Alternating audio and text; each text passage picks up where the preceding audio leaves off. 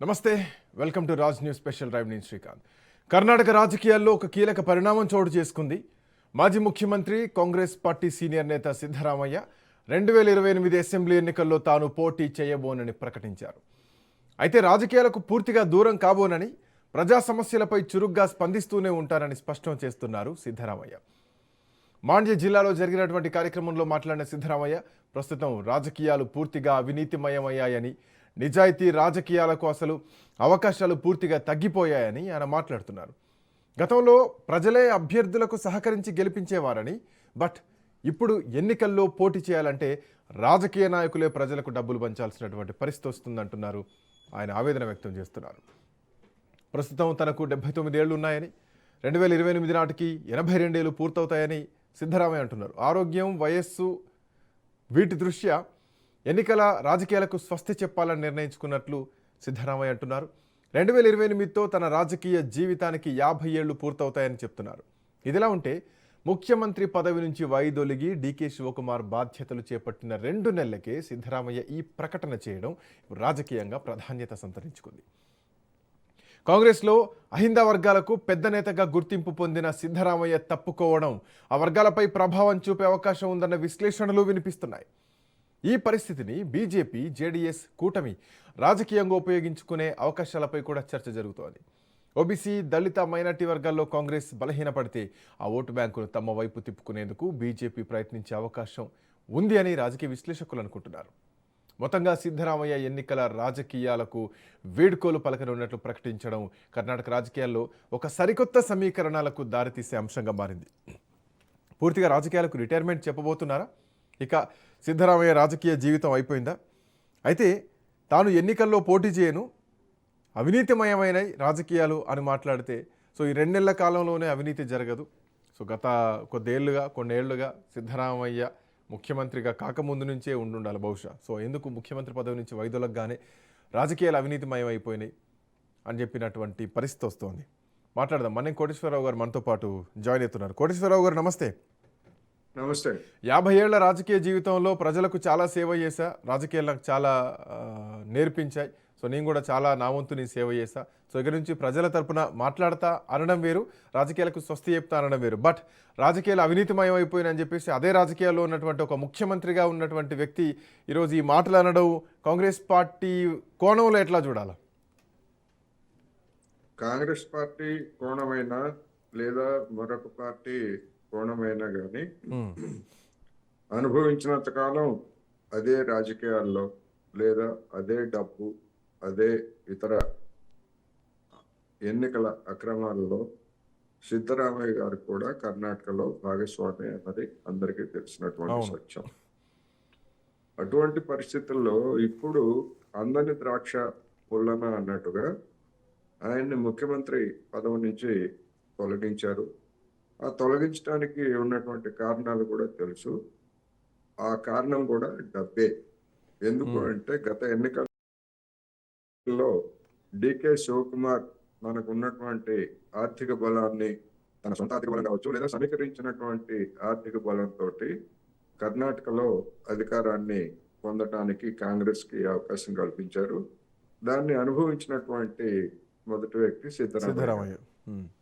అందువలన ఆయన్ని పదవి నుంచి తొలగించి డీకే శివకుమార్ ని ఆయన్ని ప్రతిష్ఠించిన తర్వాత సహజంగానే ఇంకా భవిష్యత్తులో అంటే రెండోది ఆయన చెప్తున్నట్టుగా ఆయన వయసు కూడా సహకరించేటువంటి అవకాశం ఉంటుందా అంటే ఉండకపోవచ్చు. 80 ఏళ్ళు దాటిపై వచ్చే ఎన్నికల నాటికి. రెండోది ఆయన 1978లో తాలూకా స్థాయి రాజకీయ నాయకుడిగా రాజకీయ జీవితం ప్రారంభించారు. అది 2028 నాటికి, 27 చివరి నాటికి, 28 నాటికి 50 ఏళ్ళు పూర్తవుతుంది.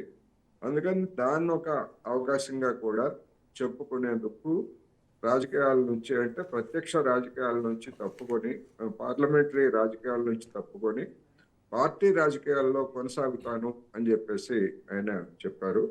ఆయన వారసుల కోసం ఆయన పని చేస్తారు, లాబింగ్ చేస్తారు అనేటువంటిది కూడా స్పష్టమే. అందువలన అనేకమైనటువంటి రీజన్స్ ఇక తనకు పదవి వచ్చేటువంటి అంటే సార్ అవకాశం లేదు. ఈయన పార్లమెంట్ రాజకీయాల్లోకి తప్పుకుంటాను, సో ప్రత్యక్ష రాజకీయాల్లో ఉంటాను అంటే ఆయన పోటీ చేసినా చేయకపోయినా రాజకీయాల్లో యాక్టివ్గా ఉంటే తన పార్టీకి పెద్ద దిక్కుగా ఉంటాను, తన వర్గీయుల కోసం ఉంటాను అన్నది ఆయన మాటల్లో కనిపిస్తోంది.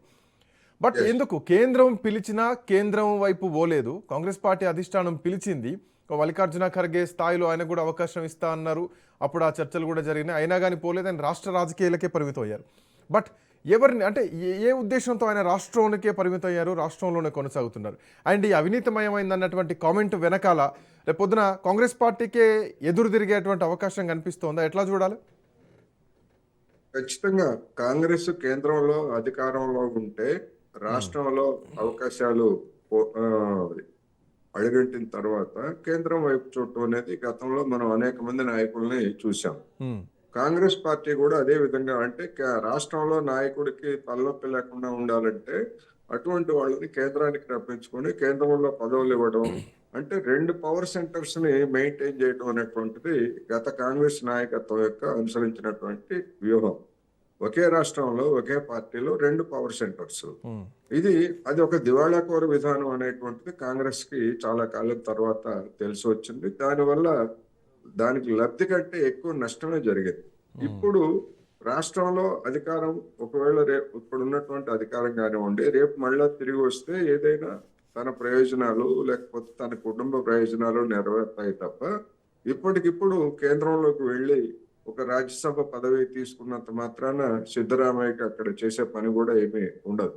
ఉమ్, అందుకని గుంపులో గోవింద అన్నట్టుగా ఒక గుంపులో ఒక వ్యక్తిగా చేరతారు తప్ప అక్కడ చేసేటువంటి కార్యకలాపాలు కూడా ఏమి ఉండవు. అందుకనే తన వర్గానికి, తనని నమ్ముకున్నటువంటి వాళ్ళకి లేదా తన కుటుంబ సభ్యులకి మద్దతుగా ఉండేందుకు, వాళ్ళ ప్రయోజనాలను కాపాడేందుకు రాష్ట్ర రాజకీయాల్లోనే కొనసాగుతానని చెప్పడం వెనకాల ఉన్నటువంటి ఉద్దేశం అయితే అదే.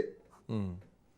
బట్ అవినీతిమయమైపోయింది రాజకీయాలు, రాజకీయ నాయకులే ప్రజలకు డబ్బులు ఇవ్వాల్సినటువంటి సమయం వచ్చింది, పూర్తిగా అవినీతిమయమైందంటే ఇదే సిద్ధరామయ్య మీద మూడా స్కామ్ జరిగిందన్నటువంటి అవినీతి ఆరోపణలు కూడా వచ్చాయి కదా. సో ఆరోపణలు ఎదుర్కొన్నటువంటి వ్యక్తి అఫ్కోర్స్ ఇంకా అది ప్రూవ్ అవ్వలేదు, కేసు నడుస్తోంది అనుకోండి. బట్ అట్లాంటి వ్యక్తి అవినీతి ఆరోపణలను ముందు తీసుకొస్తే దీన్ని ఎట్లా చూడాలా?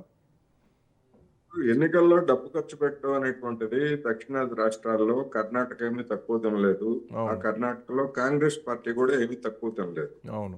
అది అందరికీ తెలిసినటువంటి సత్యం. అందుకనే అందని ద్రాక్ష పుల్లన అన్నట్లు ఇప్పుడు ఆయన పదవి నుంచి దిగిపోయారు గనక పెద్దరికం ఉంది గనక ఆ విధమైనటువంటి కబుర్లు చెప్తే నడుస్తుంది అనేటువంటి అభిప్రాయంతో ఆయన ఉన్నట్టున్నారు.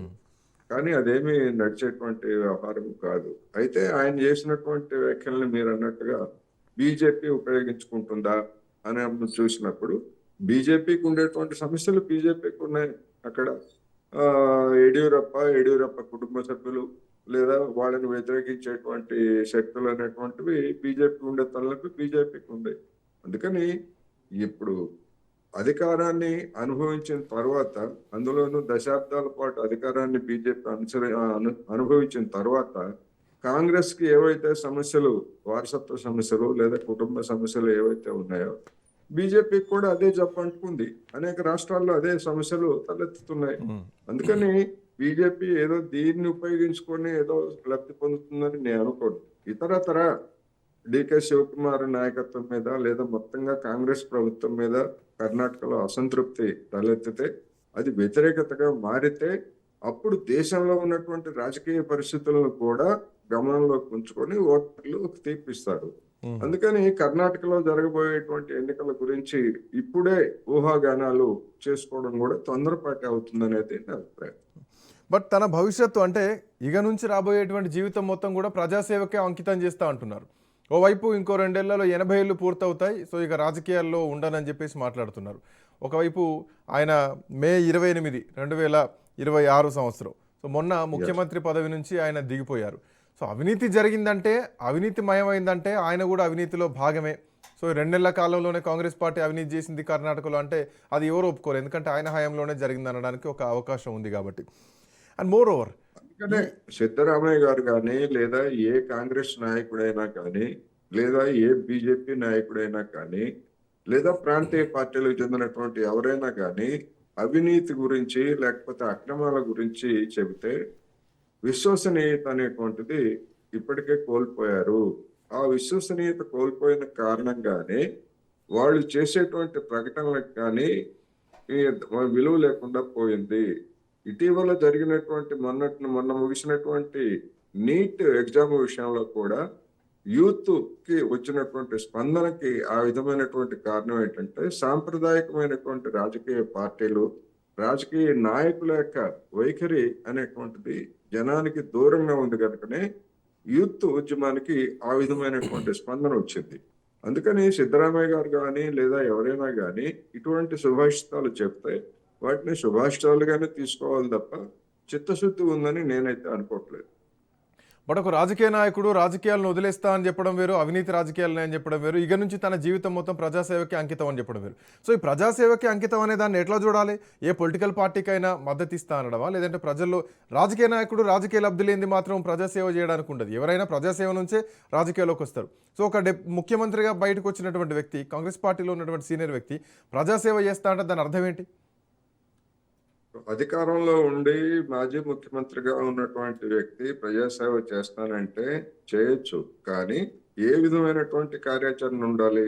కర్ణాటకలో అపరిష్కృతంగా ఉన్నటువంటి వివిధ తరగతులు, కార్మికులు కావచ్చు, కర్షకులు కావచ్చు, లేదా యువజనులు కావచ్చు, వాళ్ళ సమస్యలను తీసుకొని ఆయన మరి ఉద్యమాలు నిర్మిస్తారా కొత్తగా? ఎందుకంటే ఇప్పుడు వామపక్షాలు అధికారానికి ఉన్నా లేకపోయినా కానీ వివిధ ప్రజా సంఘాలతోటి వాళ్ళు నిరంతరం ఏదో ఒక సమస్య మీద పోరాడుతున్నారు, ఆందోళనలు చేస్తున్నారు, ప్రదర్శనలు చేస్తున్నారు. అది ప్రజాసేవలో కిందికి వస్తుంది. ప్రజా సమస్యల మీద ప్రజాసేవ అనే కంటే ప్రజా సమస్యల మీద పనిచేయడం కిందికి వస్తుంది. మరి అటువంటి చరిత్ర సిద్ధరామయ్య గారికి గతంలో లేదు. ఇప్పుడు కూడా అటువంటి కార్యాచరణకు పూనుకుంటే ఆయన ప్రజా సమస్యల పట్ల లేదా ప్రజాసేవ పట్ల ఆసక్తి కలిగి ఉన్నారు, అందులో మునిగి తేలుతారని అనుకోవచ్చు.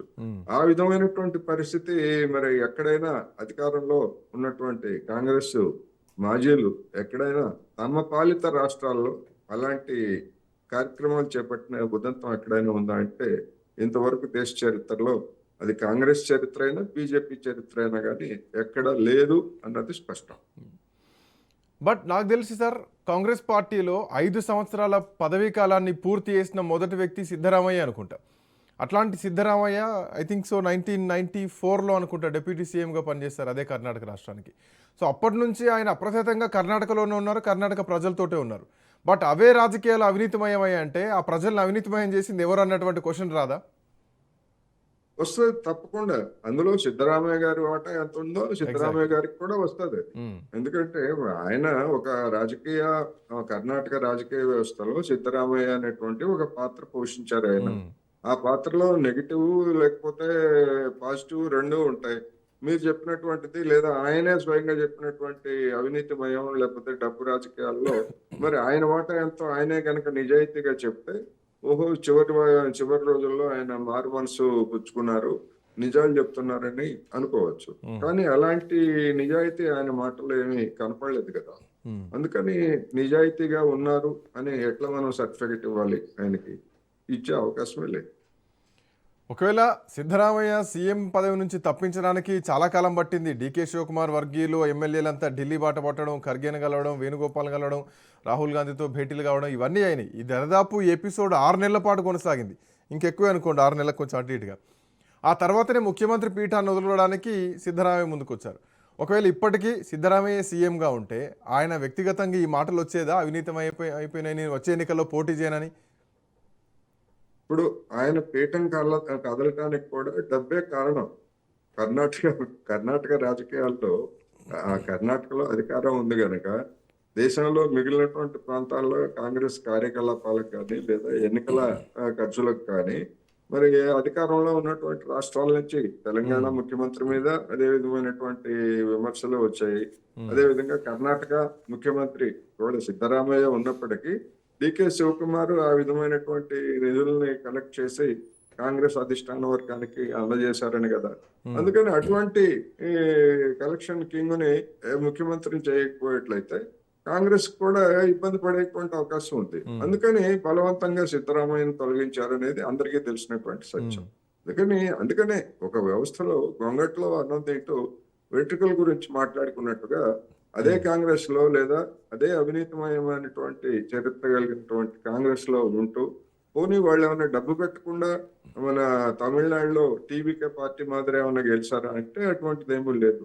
అందుకని దానికి ఉండేటువంటి పరిమితులు ఖచ్చితంగా ఉంటాయి. దాని ప్రభావం ఏదో మొత్తం కర్ణాటక రాజకీయాల మీద, కర్ణాటక ఓటర్ల మీద పడుతుందని కూడా నేనైతే అనుకోవట్లేదు. ఒక మ్యాటర్ ఆఫ్ ఫ్యాక్ట్ రాజకీయ నాయకుడు చేసినటువంటి ఒక ప్రకటనగానే చూడాలి తప్ప దానికి అంతకు మించి ప్రాధాన్యత కూడా ఇవ్వాల్సిన అవసరం లేదు. సో రాబోయే అంటే సిద్ధరామయ్య రాష్ట్రాన్నే పట్టుకుని ఉన్నారు. అయితే కాంగ్రెస్ పార్టీ రాజకీయాల్లో ఉంటాను, యాక్టివ్గా ఉంటా అన్నారు, కానీ ఈ కాంగ్రెస్ పార్టీకి కొంత నెగిటివ్ వర్డ్స్ కనిపిస్తున్నాయి. అవినీతిమయం అయిపోయిందని చెప్పేసి ఈవెన్ ముఖ్యమంత్రి పీఠాన్ని వదులుకోవడానికి కూడా ఆయన సిద్ధంగా లేకపోవడం, చాలా ఈక్వేషన్స్ జరిగినాయి. పవర్ షేరింగ్ అని చెప్పేసి ముందుగా అనుకున్నా కానీ ఆ ఒప్పందాన్ని డీకే శివకుమార్ ఎక్స్పెక్ట్ చేసినా కానీ సిద్ధరామయ్య దానిలోంచి ఎక్స్పెక్ట్ చేయలేదు. సో భవిష్యత్ రాజకీయాల్ని ఈయన బిహైండ్ నుండి అహింద వర్గం నుంచి రాజకీయాలు చేస్తూ కొడుకును ముందు పెట్టి రాజకీయాలు చేసేటువంటి అవకాశం ఉంటుందా? ఒకవేళ కొడుకే ముఖ్యమంత్రి కావాలనుకుంటే కనుక, సిద్ధరామయ్య వెనుకుంటే కనుక రేపు బీజేపీ కూడా క్యాష్ చేసుకునే ఛాన్స్ ఉంది కదా. ఇప్పుడు సిద్ధరామయ్యకు ఉన్నటువంటి ఒక ప్రధానమైనటువంటి బలం ఏమిటంటే సామాజిక సమీకరణలు, వెనుకబడిన తరగతులకు చెందినటువంటి వ్యక్తి కావడం, అహిందా ఇవన్నీ కూడా ఆయనకి ప్లస్ పాయింట్లు. ఆయన బలం అదే. ఆ బలం అదే గనక పవర్ షేరింగ్ ఒప్పందానికి భిన్నంగా మొరాయించినప్పటికీ కొంతకాలం పాటు ఆయన సాగారనేటువంటిది స్పష్టం. ఆ విధంగా చూసుకున్నప్పుడు 15 వర్గాలకి పెద్దపీట వేస్తున్నాము అని చెప్పుకునేటువంటి కాంగ్రెస్ కి సిద్ధరామయ్యని తొలగించడం అనేటువంటిది నష్టమా లాభమా అనేటువంటి లాభ నష్టాలు అంకెలు వేసుకున్న తరువాత సరే ఏదైతే అది అవుతుంది అనేటువంటి దాంతో ఆయన తొలగించారు. అయితే ఇవాళ ఉన్నటువంటి పరిస్థితుల్లో మరి పెద్ద నష్టం జరిగినట్టు ఇప్పటికైతే లేదు. అది ఎన్నికల్లోనే రుజువు కావాలి. అందుకని ఎన్నికలు లేవు కనుక ఎన్నికల తర్వాత పోనీ ఈయనేమన్నా తిరుగుబాటు చేస్తారా అంటే తిరుగుబాటు చేసేటువంటి పరిస్థితి లేదు. పార్టీకే నేను కట్టుబడి ఉంటానని చెప్పారు కనుక మరి ఆ వెనుకబడిన తరగతులు లేదా ఆయన సామాజిక బలమైనటువంటి ఆయన సామాజిక తరగతి బలం అంటే అక్కడ నా అర్థం ఆర్థికంగాని కాదు, ఓట్ల రీత్యా గణనీయమైనటువంటి సంఖ్య ఉన్నటువంటి తరగతి, ఇవన్నీ కూడా ఏంటంటే పాజిటివ్ గానే ఉన్నాయి.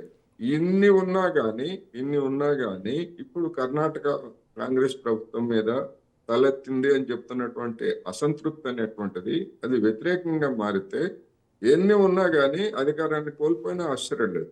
గతంలో మరి ఇదే సిద్ధరామయ్య గారు, ఇదే టీకే శివకుమార్ గారు, ఇంకా హేమహేమీలందరూ ఉన్నా గానీ కాంగ్రెస్ పార్టీ అక్కడ ఎన్నికల్లో దెబ్బతింది.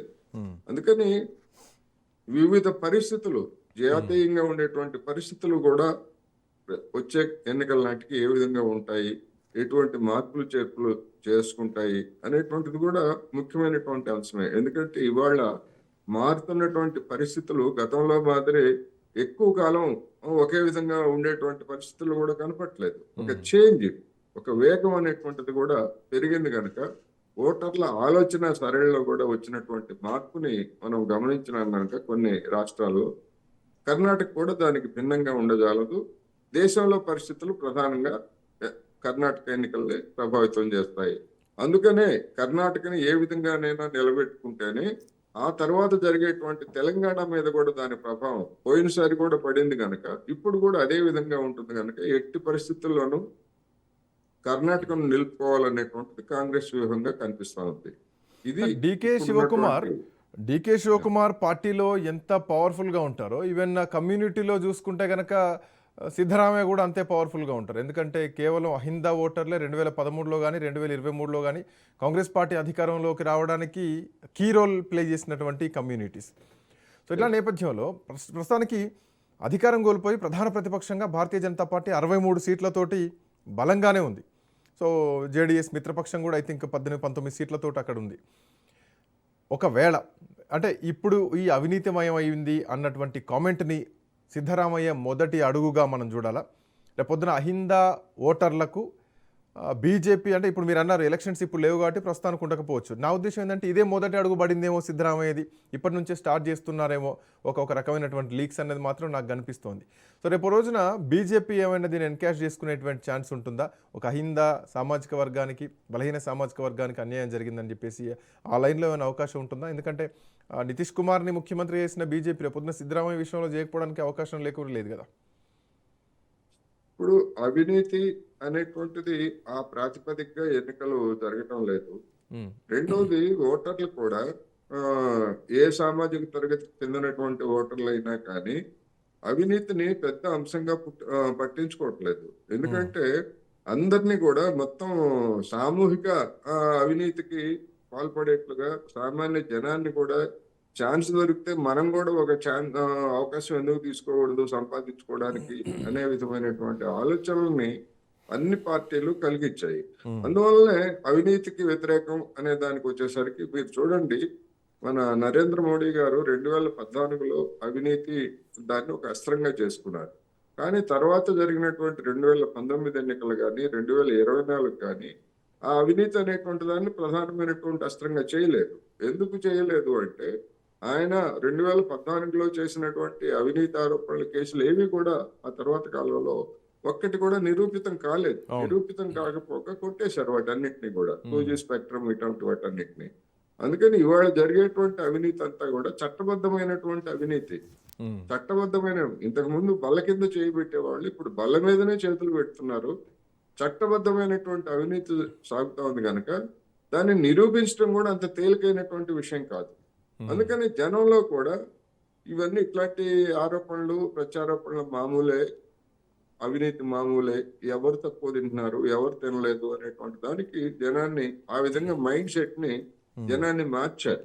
ఉమ్, అయితే అది శాశ్వతంగా ఉంటుందా అంటే అట్లా ఉంటుందని కూడా చెప్పలేము. దానికి కూడా మళ్ళీ తమిళనాడు ఉదాహరణ చెప్పుకోవాలి. ఉమ్, అక్కడ ఉన్నటువంటి డిఎంకే కానివ్వండి, అన్నా డిఎంకే కానివ్వండి, వాటికి మద్దతుగా ఉన్నటువంటి కాంగ్రెస్ లేదా బీజేపీ పార్టీలు కూడా మరి అదే విధమైనటువంటి ప్రలోభాలు పెట్టాయి ఆ రెండు పార్టీలతోటి. కానీ మొన్న జరిగినటువంటి ఎన్నికల్లో ఓటర్లు ఆ ప్రలోభానికి లోను కాలేదు. అంటే ఇప్పుడు ఇది చీకట్లో ఆశారేఖలాగా ఇట్లాంటి కొన్ని పరిణామాలు జరుగుతున్నాయి. అందుకని ఎట్లా ఉంటుంది ఏమిటనేటువంటిది మనం వెంట ఇప్పటికిప్పుడు మనం దాన్ని విజువలైజ్ చేయలేము. సార్ రేపు పొద్దున కాంగ్రెస్ పార్టీకి అహిందా ఓటర్లు దూరం అయ్యేటువంటి ప్రమాదం ఏమైనా కనిపిస్తోందా అన్న ప్రశ్నకు, ఎందుకంటే దేవరాజు ఉరుసు తర్వాత సిద్ధరామయ్య కర్ణాటకలో అహిందా సామాజిక వర్గానికి బలమైనటువంటి నాయకుడు అని చెప్పాలి. 2 సార్లు కాంగ్రెస్ పార్టీ గెలవడానికి కూడా కారణం. సో అట్లాంటి వ్యక్తిని ముఖ్యమంత్రి పదవి నుంచి, అఫ్కోర్స్ ఎంత పవర్ షేరింగ్ ఉన్నా పార్టీలో వాళ్ళు అనుకున్నా కానీ, సో ప్రజల్లోకి వచ్చేసరికి ఈ కోణం ఇంకోలా ఉంటుంది. రేపు పొద్దున వీళ్ళు ఏదైనా క్రియేట్ చేయొచ్చు, ఏమైనా చెప్పొచ్చు.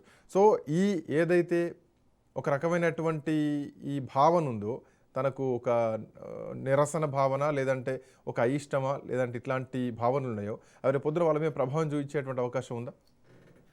ఇప్పుడు ఆపోజిట్ లో సిద్ధరామయ్యకి తగినటువంటి ప్రత్యామ్నాయమైనటువంటి రాజకీయ నాయకుడు బీజేపీలో ఉన్నారా? మీరు చెప్పినటువంటి అహింద తరగతులకు చెందినటువంటి వాళ్ళు అంటే అటువంటి వాళ్ళు ఎవరు ఇప్పుడు కనపట్లేదు. అందువల్ల అది పెద్ద సమస్యగా మారుతుంది. మొత్తంగా షిఫ్ట్, అధికారాన్నే కోల్పోయే విధంగా షిఫ్ట్ చేస్తుందని ఇప్పటికైతే మనం చెప్పలేము. అలాంటి ప్రత్యామ్నాయ నాయకుడు కూడా బీజేపీలో లేరు. బీజేపీలో ఉన్నటువంటి యడ్యూరప్ప కావచ్చు, వీళ్ళందరూ కూడా కుటుంబ వారసత్వాన్ని ముందుకు తీసుకొచ్చి లేకపోతే ఇతరత్ర అనేకమైనటువంటి అవకతవకలు పాల్పడినటువంటి చరిత్రే ఉంది తప్ప వాళ్ళందరూ కూడా పరిస్థితులైనటువంటి వాళ్ళేం కాదు. అందుకని ఏం జరుగుతుంది, ఏ విధమైనటువంటి స్ట్రాటజీని బీజేపీ అనుసరిస్తుంది అనేటువంటిది మనం ప్రాథమికంగా వాళ్ళు ప్రారంభించిన తర్వాతనే దాని మీద ఒక అంచనాకు రాదు. Right, thank you sir, thanks for joining.